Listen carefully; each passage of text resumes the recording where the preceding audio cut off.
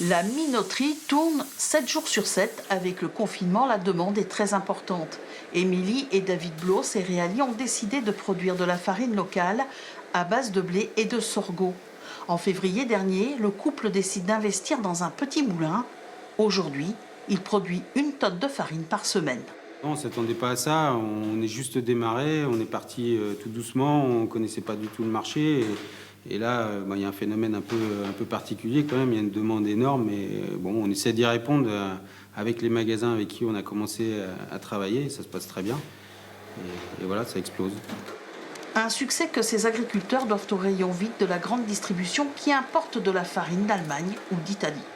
Les importations qui sont limitées là, depuis le début de cette crise, et c'est pour ça qu'on en trouve beaucoup moins dans la grande distribution, parce qu'ils se fournissent beaucoup à l'étranger.